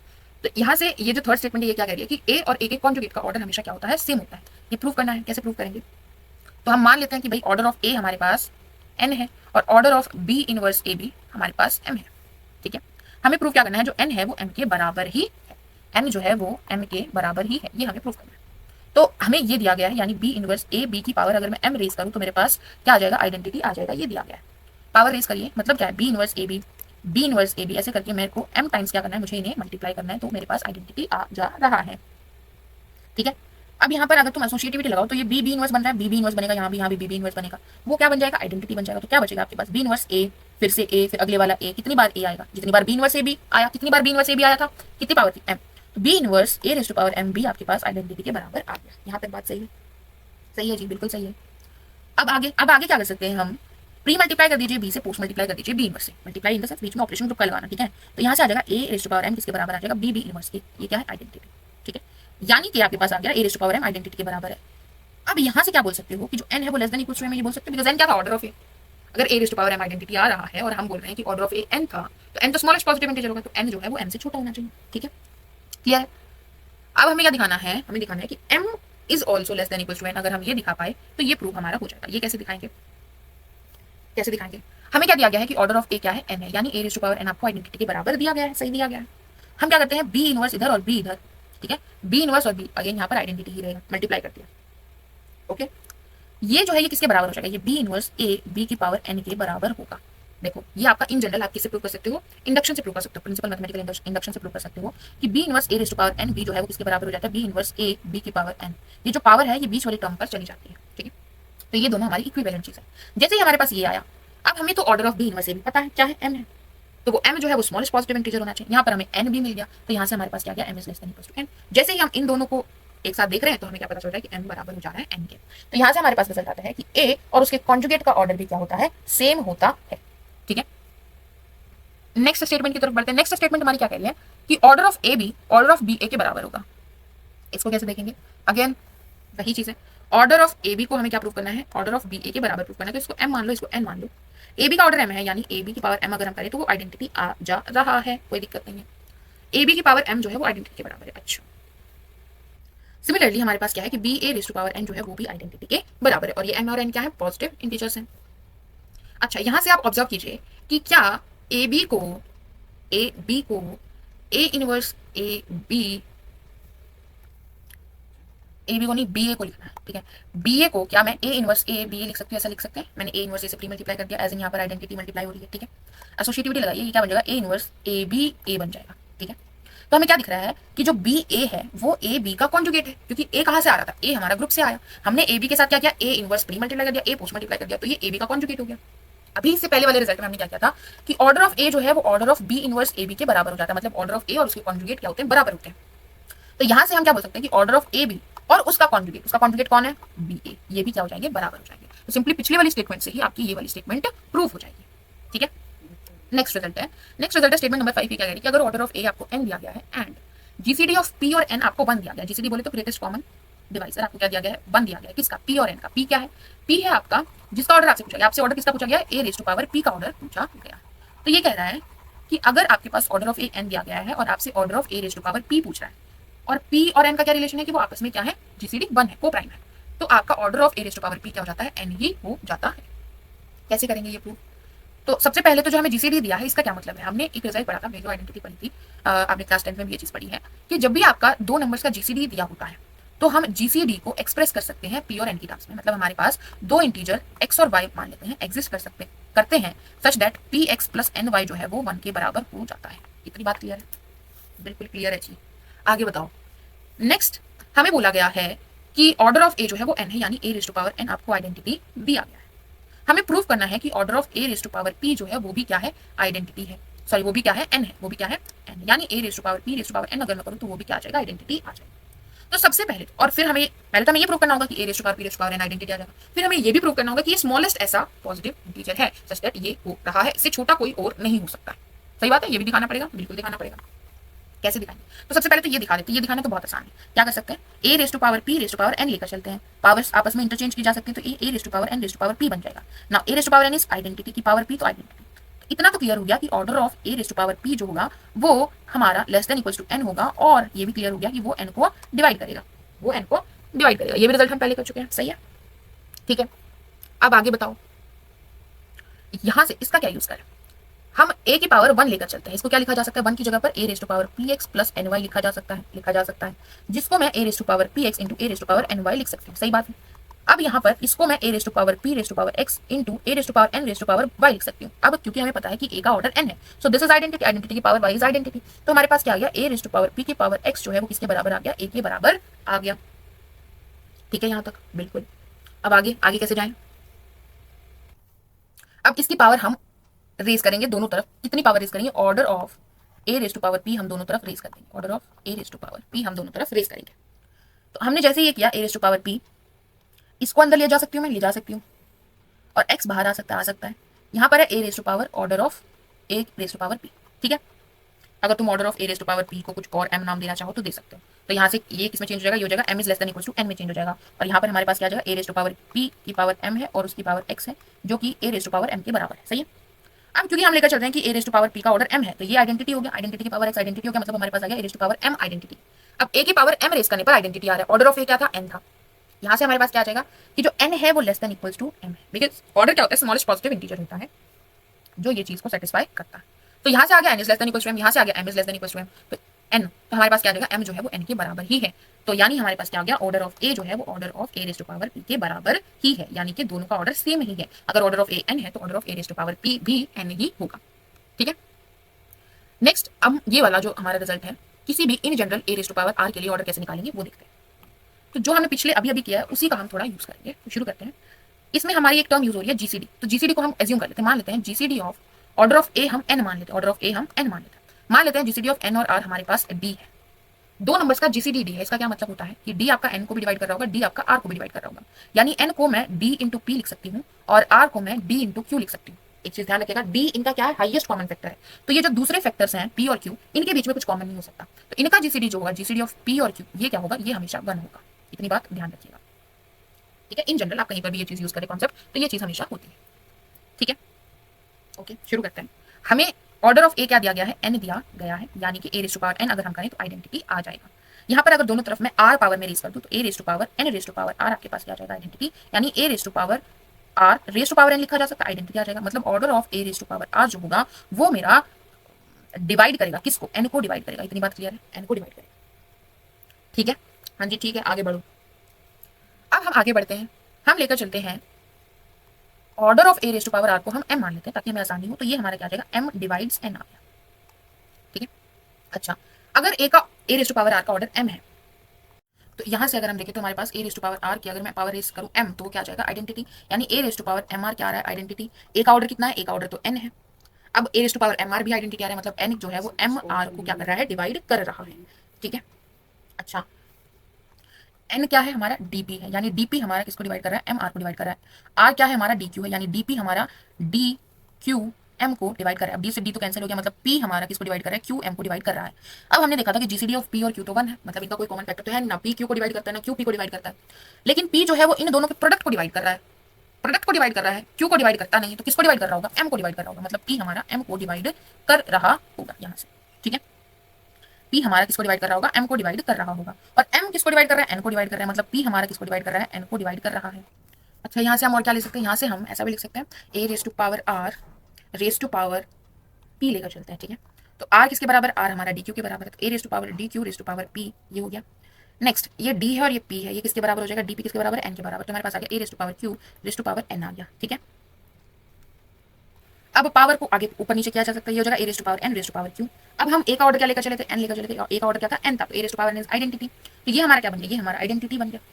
ठीक है, तो हमारे पास क्या आ गया, a raise to power r raise to power p किसके बराबर, आइडेंटिटी के बराबर है। यहाँ से आ गया कि पी हमारा order of A raise to power R को डिवाइड करेगा, सॉरी उल्टा, कि हमारा एम जो है वो पी को डिवाइड करेगा। सही है, यहाँ से क्या आ गया, एम हमारा पी को डिवाइड करेगा, यहाँ से क्या आया था, पी हमारा एम को डिवाइड करेगा, तो दोनों से क्या आ गया, जो एम है वो पी के बराबर है, यानी कि यहाँ पी की जगह पर एम लिखा जा सकता है। जैसे ही मैंने यहाँ एम लिखा तो एम क्या आ जाएगा, एन बाई डी आ जाएगा। एन क्या है, एन है हमारे पास, एन क्या है, ऑर्डर ऑफ ए, डी क्या है, डी है हमारा GCD of N and R, और एम क्या है, एम हमने माना था order of A raise to power R, तो हमारे पास ये रिलेशन आ गया। तो हमें क्या प्रूव करना था, बेसिकली यहाँ पर हमें प्रूव करना था कि पी जो है वही order of A raise to power R बनेगा। और ये हमने कैसे प्रूव किया, सिंपल वही कि हमारा जो ऑर्डर होता है वो स्मॉलेस्ट पॉजिटिव इंटीजर होता है, सच दैट वो पावर में रेस करूँ तो आइडेंटिटी आ जाए, वही हमने यहाँ पर यूज किया है। ठीक है, क्लियर है, समझ आ गई बातें। ओके ओके, यहीं तक रखते हैं आज हम। आप ये क्वेश्चन ट्राई कीजिएगा। क्वेश्चन है हमारा, क्या कह रहा है कि अगर आपके पास एक ग्रुप है और वो ये सेटिस्फाई कर रहा है कि a raise to power 5 identity के बराबर है, ए बी ए इनवर्स आपका बी स्क्वायर के बराबर दिया गया है, तो आपको बी का ऑर्डर निकालना है, कैसे निकालेंगे। ठीक है, ये क्वेश्चन ट्राई कीजिएगा, मिलते हैं आपसे कल। Goodbye, take care.